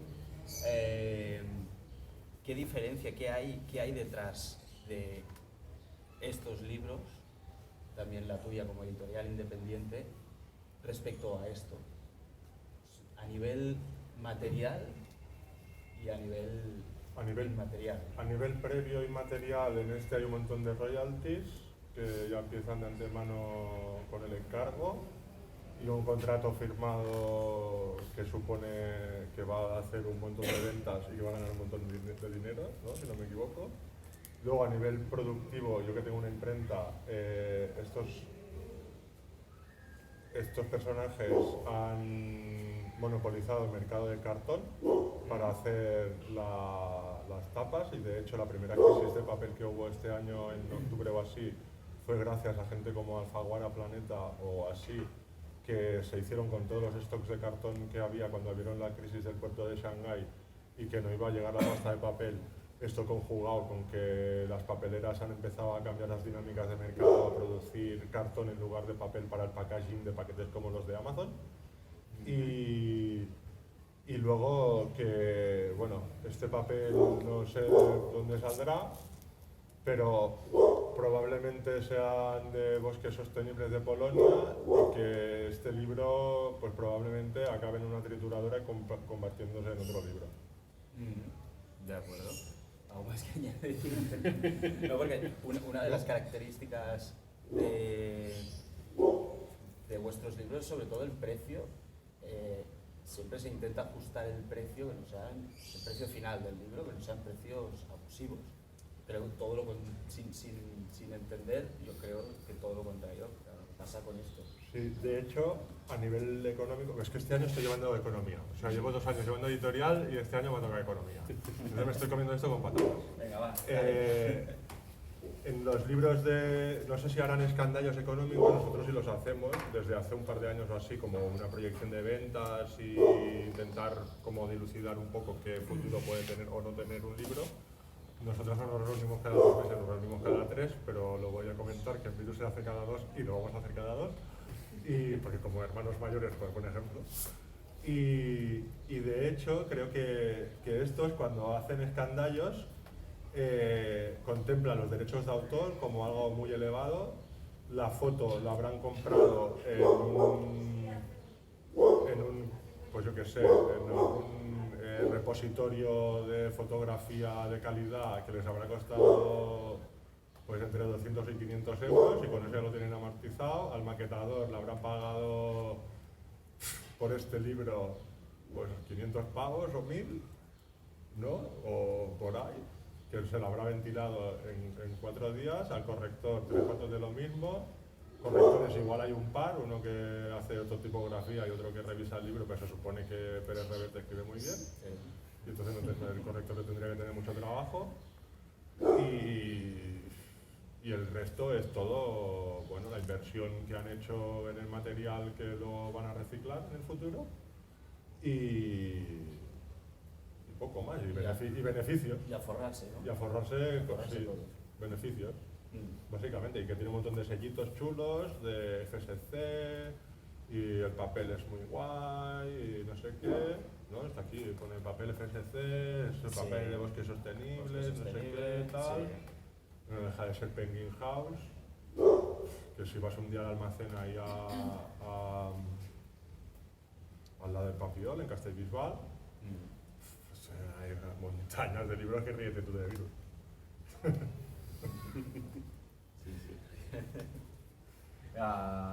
Así como destripando el libro de una gran multinacional. Y luego nosotros a nivel productivo sí que, bueno, durante un tiempo estuvimos comprando papel en Suecia, que se fabricaba en Polonia, y era una empresa que se llama Arctic Paper, que es una gran multinacional, pero era un papel bueno y que pensábamos que era como un hecho diferencial de la editorial, por el papel diferente, el papel Munken y tal. De golpe lo dejaron de hacer y ya no nos hacían el papel como nosotros queríamos, y además tuvimos problemas con las máquinas y lo tuvimos que cambiar por un cambio de máquina. Ya trabajamos con papel que lo hacen más cerca, que lo hacen aquí en la península, que es la gente de Torres Papel, pero ahora resulta que también nos vuelve a dar problemas con las máquinas, y aparte hay un problema de stock de papel, que no hay papel. Y estamos, pues ayer, o sea, si hoy estábamos de asamblea emocional, ayer estábamos en el Graphic Pack, que íbamos a ver máquinas y acabamos viendo papel. Porque también había papeleras y gente así que, bueno, que fabrica papel. Y bueno, luego los procesos de materialización de los libros, pues andamos intentando, bueno, ahorrar un poco al planeta sufrimiento, ¿no? Porque ahora, pues, por ejemplo, las portadas sí están laminadas, pero, por ejemplo, este papel es como menos gramaje, o sea, que usa menos químicos y menos papel en sí. Estamos buscando también alternativas a los laminados que usan plástico, con plásticos biodegradables o barnizados o así, pero está el mercado muy chungo. De papel. En general. De todo. En general. De todo. Porque de hecho hay otra historia que no se dice, pero que, o sea, la mayoría de la pasta de papel que se usa para construir papel en Europa se produce un 50% en Rusia, y a ver quién es el listo que se atreve a hacer comercio ahora con Rusia, o en China, que también los aranceles pues han subido un 30-40%, ha subido el transporte marítimo de los containers que vienen de China en los últimos 6 meses. De hecho, una de las cosas que nos estamos encontrando, y que por eso los libros ya no valen menos de 10 euros sino algo más, es que el papel nos está subiendo una razón de 20 euros por tonelada cada semana. O sea, cada semana llegan mails de el papel esta semana tiene el certificado de FSC, bla bla bla, y lo subimos 20 euros. Ha estallado la guerra y 20 euros. Y, o sea, si pagamos una tonelada de papel a principios de este curso 2021-22 a 1.200 euros, ahora esta tonelada está a 1.700, 1.800. Por eso los libros también, nuestros libros han encarecido, porque una de las premisas básicas que considerábamos cuando empezamos a hacer libros era que fueran accesibles al pueblo y que fueran baratos y que la gente los pudiera comprar, aunque fuera nuestro detrimento y fuera una piedra lanzada a nuestro tejado, que luego, bueno, es la discusión típica de si es más barato vendes más, si es más caro vendes menos, que tampoco no es cierta. Pero esto ya son discusiones entre marketing comercial y economía. Y este libro es muy bueno. yo poco que he aportado después de la clase magistral, pero sí que, digamos, otra diferencia por nuestra parte es la apuesta por el Creative Commons, por los libros que están en nuestras manos y que algún contrato de derechos no nos lo impide, están para descargar libre en la web. Es una apuesta justamente, digamos, aparte de la política de precios, que también la hemos tenido que revisar, obviamente, pero es una apuesta desde hace tiempo porque los textos sean accesibles a todo el mundo, más allá de cuál sea su posición económica. Además, los que venimos de haber escuchado las primeras músicas grabándonos cintas y de cassette y haber leído los primeros textos habiéndonos fotocopiado libros o fanzines, sabemos la importancia que tiene el poder hacer. Yo es que vengo hasta de un pueblo de periferia de Granada que no tenía ni biblioteca, o sea, entonces para mí eso era para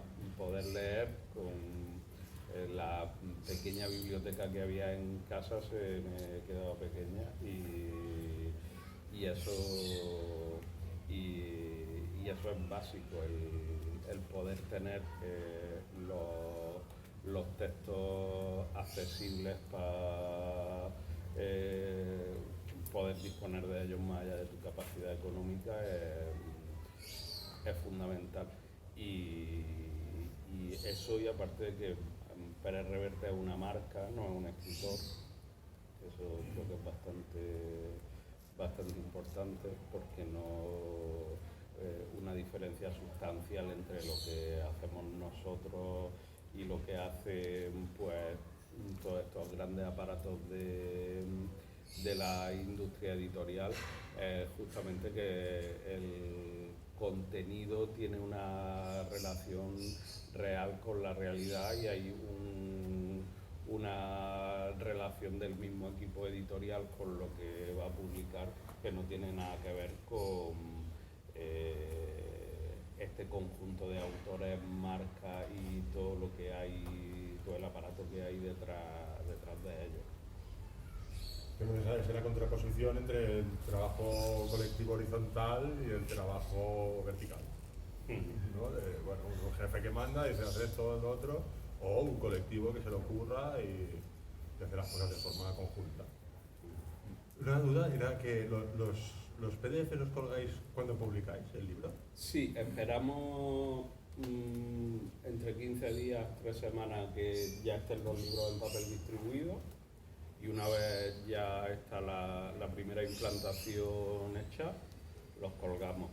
Y que supongo que es la pregunta que se hace todo el mundo, por lo general los libros que están colgados para descarga libre se venden muchísimo más que los que están con copyright cerrados y no podemos colgar el PDF. Pero con bastante diferencia, Yo puedo decir que sí, porque yo los he leído libros y luego me los he comprado. Sí, es como haces la prueba, ¿no? Si me gusta lo compro. Sí, es fácil. Sí. Primero la puntita. Primero la puntita, luego te... Claro, bueno, sí. Sí, no, yo me gustaría, porque me ha faltado un poco oíros hablar de la relación con los autores. Sí, cuando es una traducción, pues directamente vosotros leéis el original, decidís si es interesante, si vale la pena para vuestro tipo de, para los lectores que os siguen y tal. Pero cuando he oído que habéis hecho algún libros de encargo, esto no sé si... Entonces, la relación con los autores, ¿cómo la establecéis? O quiero decir, los editores hacéis un seguimiento del proceso de creación, si es gente de confianza ya sabéis que va a ser guay lo que va a escribir y adelante. ¿Esto como, no sé, creo que no lo habéis explicado. O sea, el proceso que ha explicado él sobre cómo se hace ese artefacto llamado libro, está muy guay, pero me faltaba ese rollo de los autores. Esto es un proceso. Por ejemplo, te puedo decir que un libro como Urbanismo Feminista, que era un encargo, fuimos a buscar a la gente del colectivo Punsis y a decirle, hey, vamos a plantear un libro sobre este tema y con la propuesta política que hacéis, porque hay un tema muy importante de ese libro, que las Punsis fueron las primeras que plantearon ir más allá del concepto de urbanismo con perspectiva de género para plantear directamente el concepto de urbanismo feminista como, digamos, propuesta política más directa.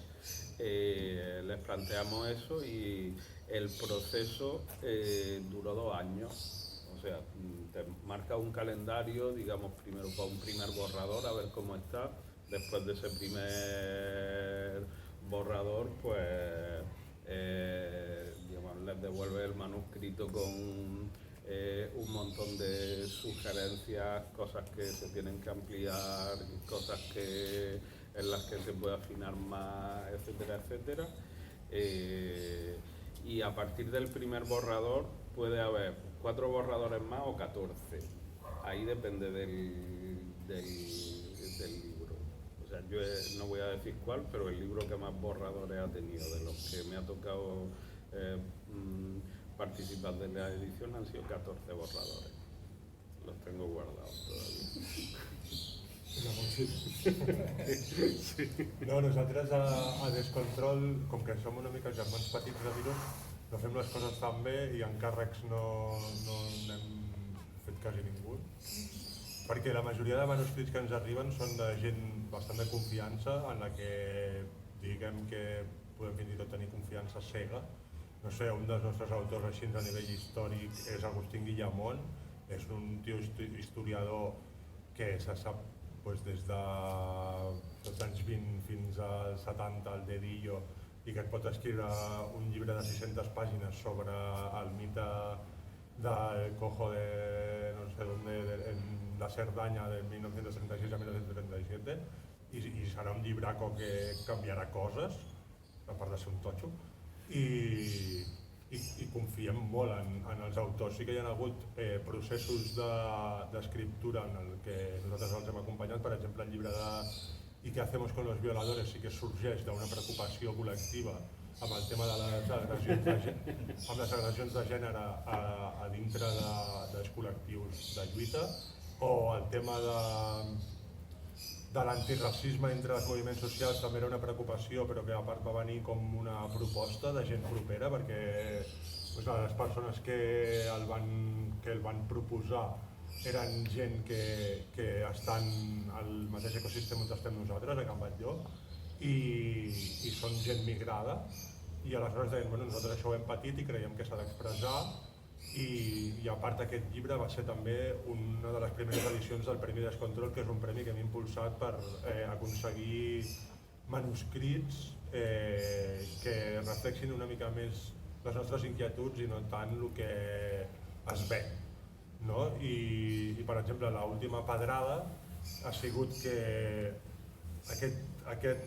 això al principi era un fanzine, que vam comprar a Itàlia, en italià, també ens agrada molt moure'ns pel món i tal, i una vegada vam muntar una distri en italià, de llibres en italià, i vam anar a la Fira Llibre Anarquista a Florència, i estava tot ple de dinosaures per allà dintre, amb obres de Malatesta i així, i de Bakunin i Kropotkin, però a fora del recinte on hi havia la fira hi havia tota una penya així més insurreccionalista i vestida de negre i que no se li veien molt les cares, i tenien allà una taula amb tot de fanzines i vam trobar aquest.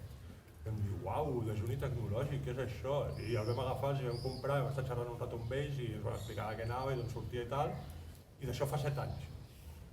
I vam tornar d'allà pensant, bueno, algun dia això ho hauríem d'editar i estaria guai. La idea d'aquest fanzine no era treure aquest fanzine com a llibre, sinó treure un llibre que hi hagués el fanzine a dintre i un una contextualització del que parla aquí.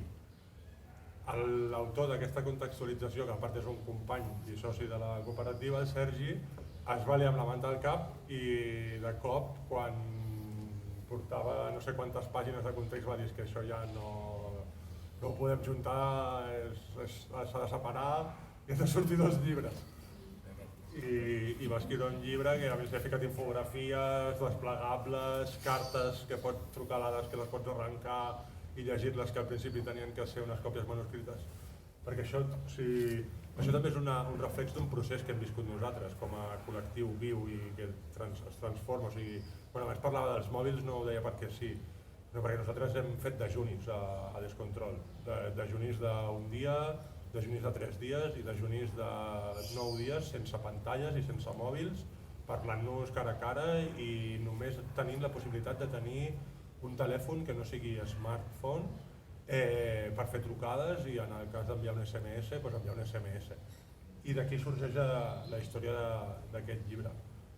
I no és ben bé un encàrrec, perquè l'encàrrec no era aquest, l'encàrrec era contextualitzar el fanzine, però mira, ja com també val la pena fer-ho i creiem que això en el fons acabarà servint també per com a mínim conscienciar-nos i veure les coses diferents, doncs vinga, pa'lante. Però no, el de fer encàrrecs no... El que sí que una cosa que està clara i és com en relació al concepte autor és que una de les coses que sempre diem a Descontrol és que si un llibre no té algú darrere, aquest llibre no té gaire futur. O sigui, algú darrere, algú, vull dir, un autor, una autora, un col·lectiu, algú que l'apadrini. Si un llibre de per si sol, per molt bo que sigui, n'hi ha molt pocs que es moguin sols.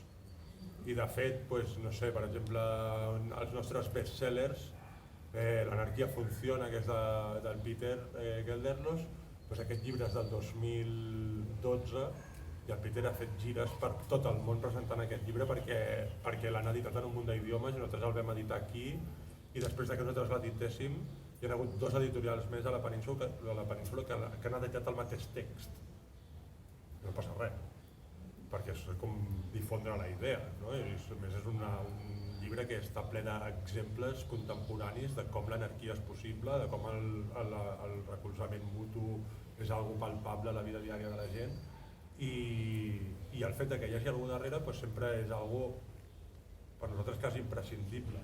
Un dels llibres que últimament s'està fent molta feina és el de Migrar i Resistir, que si no fos perquè hi ha la Mònica darrere i el col·lectiu de Fotomovimiento darrere de la Mònica, per molt boniques que siguin les fotos que hi ha al llibre i per molt cru que sigui el relat que ella explica, també tindria un límit. Però com que ella que ho està fent servir com una eina de lluita i que li motiva, és un motor. Nosaltres podríem dir que sense un autor no hi ha motor, perquè l'editorial de per si sola un motor no ho és, o almenys el nostre no ho és. Quiero aprovechar que justo has dicho esto, la pregunta que quiero hacer. Acordaros de lo que decíais antes sobre violentar espacios. No pretendo violentar a nadie, pero la pregunta es un poco sobre el demonio, que es el dinero.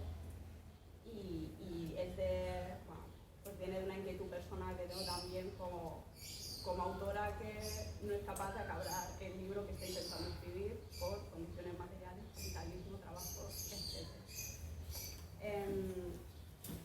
Sí que es cierto que cada vez más la literatura del mundo editorial, hay espacios para pobres. También es cierto que autoras como Cristina Morales, que publican Anagrama, con la penta de Anagrama, que pegue el pelotazo, también porque la obra lo vale, tampoco es significativo de que la literatura pueda ser un lugar para pobres.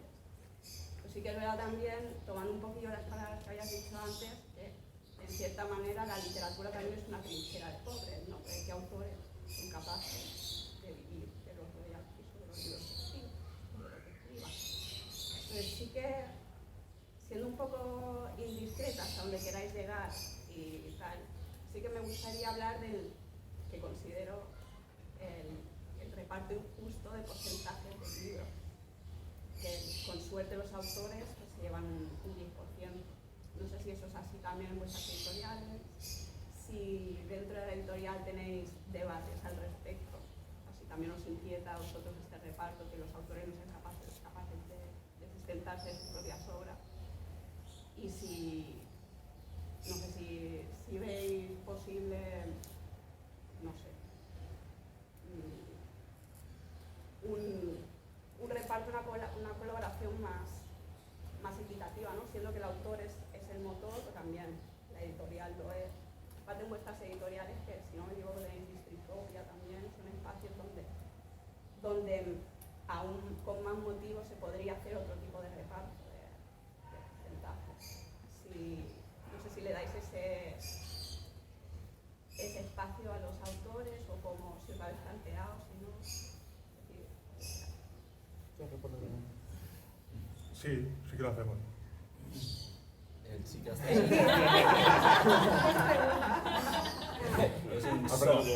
Ha preguntado si lo hacemos, sí lo hacemos. No, de hecho, esto es un debate recurrente que siempre se ha hablado y que también en determinados momentos ha sido piedras sobre nuestro tejado muy fuertes. Porque, por ejemplo, uno de los primeros libros que editamos en el 2012, que creo que fue el primer, si no me equivoco, fue el primer libro donde apareció el sello Descontrole, es Del amor al amor, que es un libro que es un compendio de textos de un blog de una persona que nos propuso hacer el compendio y él consiguió unas ilustraciones de un ilustrador que ahora es muy famoso y que tiene una línea propia de libros infantiles y que no cobró nada por hacer estas ilustraciones. Y el libro, el PVP de este libro son 5 euros a día de hoy. El autor de este libro, en su momento hablamos con él que no quería dinero, pero con el tiempo la vida cambia, tienes 3 criaturas y tienes necesidades, un 20% del PVP. Nosotros de este libro igual habíamos vendido, pues yo qué sé, 1.600 o los que sean, pues 1.000 pavos para él. De hecho, o sea, nosotros a nivel económico, no sé si esto se tendría que grabar o no, tenemos una... Sí se puede grabar. Una diferenciación de dinero en cajas. Y luego en nuestros libros ponemos una mochila económica del precio del que pagas tú por el libro, qué cantidad de dinero corresponde a cada cosa, ¿no? Cuánto cuesta imprimir el libro, cuánto dinero se queda al autor, si hay externalizaciones en nuestro caso que acostumbran a ser o ilustraciones o diseños o correcciones o traducciones, pues también es otro input a añadir. Editorial es otro input, porque hacemos trabajo editorial que hasta hace relativamente poco no valorábamos ni monetarizamos. Y la distribución, que también es un porcentaje, y la librería, que es otro porcentaje. En un libro de 10 euros, una autora se lleva 1 euro, porque es el 10% que acostumbramos a pactar en general. Pero esto tampoco no es fijo ni es inamovible, porque los libros, en nuestro caso, no van de la editorial a la distribuidora y la distribuidora los compra al 50% o a 55% o a 60%. Y la librería se queda al 30% y el margen que queda es lo que se tienen que repartir la editorial y el autor, sino que es diferente. Nosotros movemos los libros a las librerías, pero también los autores y autoras vienen al almacén, se llevan libros que se apuntan en una balanza de esa edición y con la idea de si tú vendes ese libro que cuesta el X 10 euros, para ti va a ser el euro de autoría, el X% de distribución y otro input que se me está yendo de la cabeza, pero que no son el solo el 10%, sino que igual es el 30 o el 40. También te diré que, o sea, yo el primer libro que hice, que no lo hice cuando estaba, o sea, que no existía Descontrol aún. Creo que vendí, sin moverlo mucho en librerías, unos 800. No me dediqué a vivir de ello tampoco, sino que la mayoría del dinero lo di al colectivo que lo había editado y me sirvió para pagar cervezas. sí, genérico. Y igual algún viaje para hacer presentaciones de rollo que me pagaban la ida pero no la vuelta. ¿Sabes? No sé si ven a hacer una charla a la Bisbal de la Purdá y te daban 20 pavos y era de rollo, ya, pero no me he gastado 40, ¿sabes?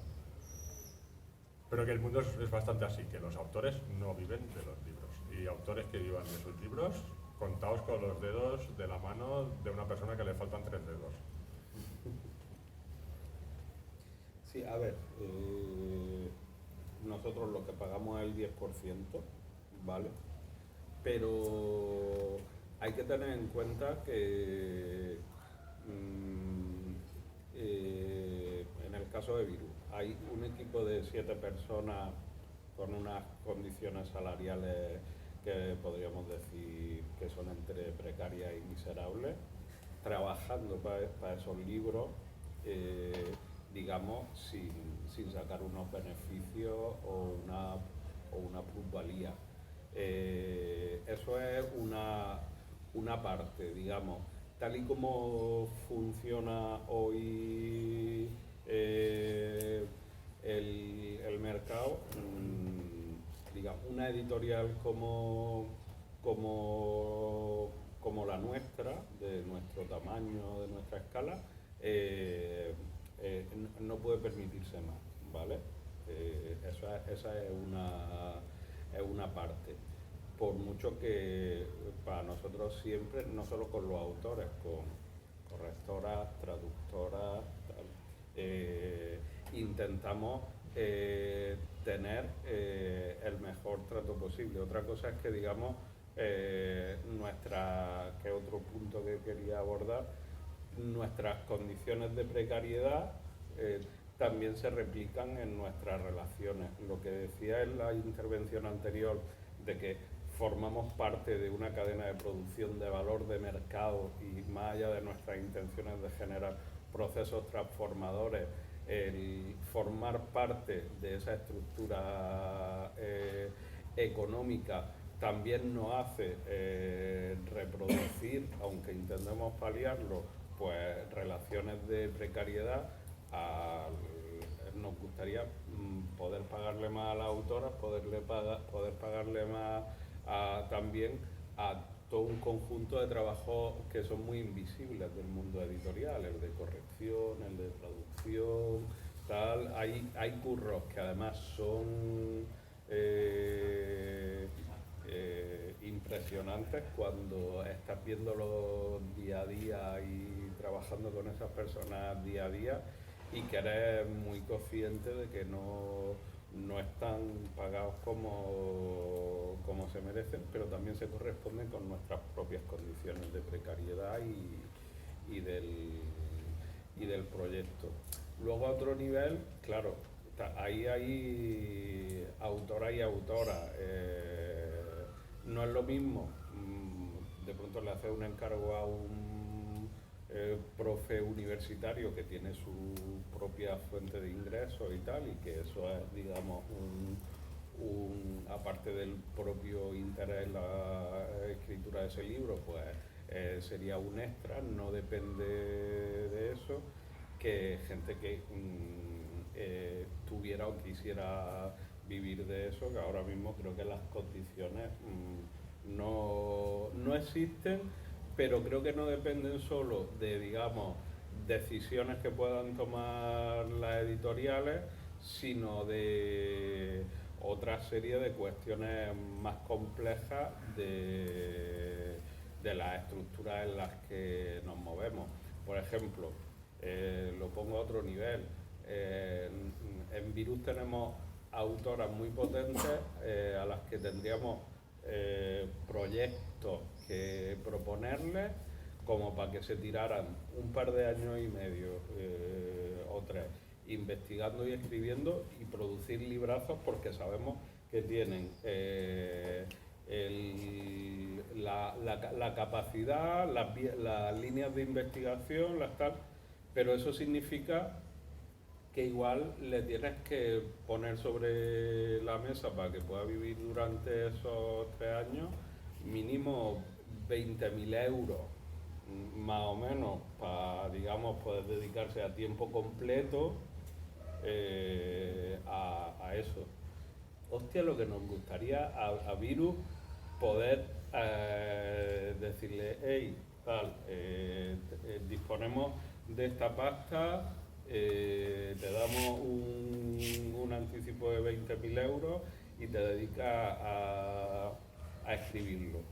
No solo no tenemos la capacidad nosotros, sino que en muchos casos hemos buscado apoyos externos para eso, el rollo. Nosotros nos podemos comprometer con toda la inversión en editorial que requiere, e incluso poner en nuestra medida algo de pasta para eso, pero que alguien con más recursos, algún tipo de institución, fundación, tal, ponga la pasta que requiere la investigación, y no hemos conseguido encontrar en algunos casos esa alianza. Os digo que para proyectos que estarían a la altura de libros que hoy consideramos de referencia.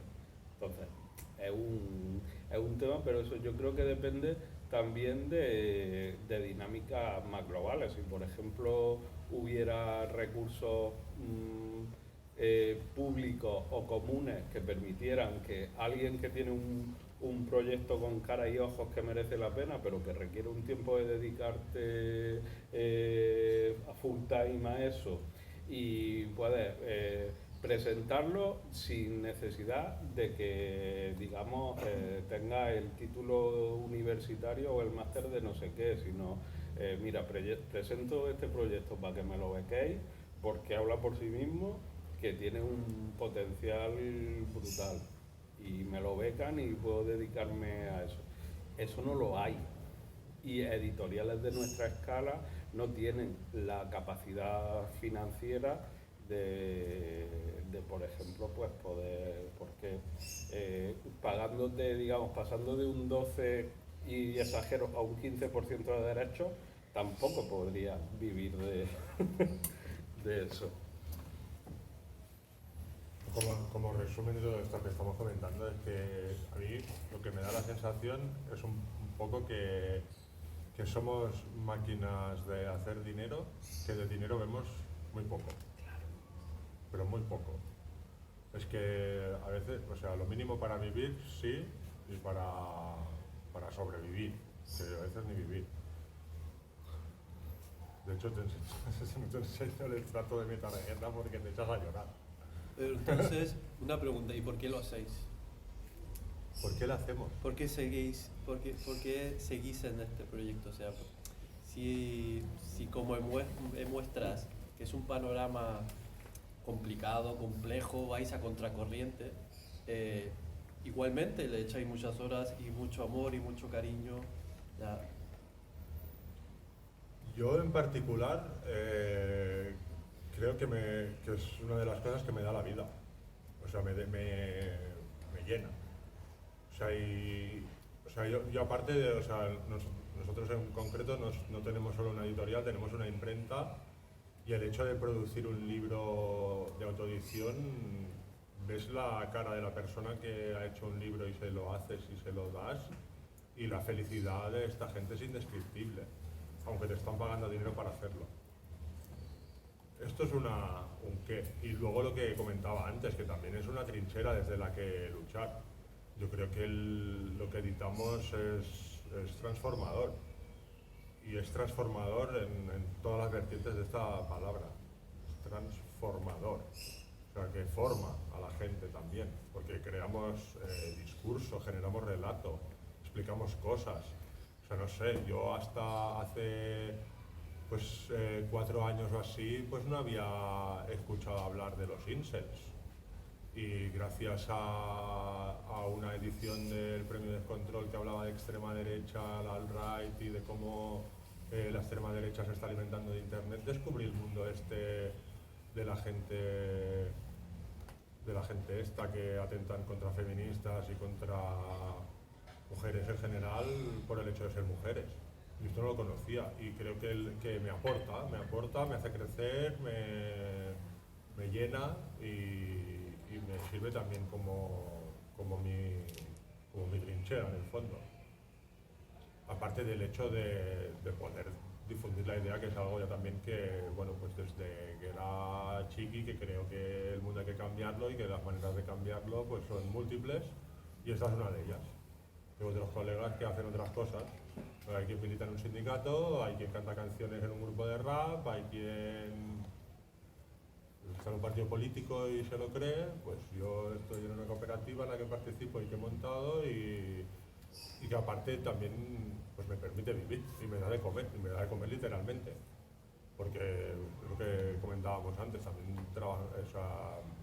hablamos del trabajo reproductivo, no solo de la producción, y cada día comemos en el taller y la comida la paga el taller y cocina una de nosotras de forma rotativa. O sea, no es aquello del trabajo asalariado pues, bueno, como también lo he vivido y lo puedo comparar, pues entre hacer BBCs o ir cada miércoles, cada sábado al camp del Barça a servir a todos los energúmenos que se reúnen en las salas VIP, pues me parece que la balanza es muy diferente, ¿no? Entre entrar allí a las 4 de la tarde a preparar el servicio, servir, recoger y tirar la basura a las 3 de la mañana y volver a mi casa hecho mixtos a las 4 de la mañana y despertarme al día siguiente para ir a currar, o levantarme, llevar a la cría al cole, irme al taller y estarme que nosotros, por ejemplo, nuestra jornada laboral semanal es de 32 horas. O sea, también la limitamos, creemos que tiene que existir también esa alternativa, así que existe la autoexplotación, pero porque yo quiero, porque me llevo trabajo a casa, porque leo en casa, porque corrijo en casa, porque maqueto en casa, y cuando me lo permite mi hija, que tampoco no siempre, porque también quiere jugar y quiere que le cuente cuentos y cosas, pero pues es eso, que entre una balanza y la otra yo me quedo con lo que hago yo, no con lo que me imponen los demás. A ver, yo quería contestar también a la pregunta de antes. Yo creo que aquí también hay que hacer una diferencia entre editoriales, porque no es lo mismo hacerle esta pregunta a Random Planeta, incluso a Grupo Contexto y todo esto demás, que hacernos a nosotros, ¿sabes? Más que nada porque a nosotros, y yo por ejemplo estoy dentro de un colectivo de editoriales y de todo el mundo que conozco allí, no hay nadie que llegue al salario mínimo. Así está. Entonces, si tenemos que pagar los costes que tenemos que pagar nosotros, que no son lo mismo que paga Planeta, que otra de las cosas de los libros, que no son lo mismo que paga Planeta, nosotros tampoco podemos dar más. Por ejemplo, en nuestro caso, nosotros solamente cobramos el trabajo que hacemos, no nos quedamos la plusvalía ni nada de esto. No podemos darles más. Es que sí, esta pregunta yo creo que está bien, pero no quizás a otras editoriales. Y lo de el tema sí, ya lo he dicho él.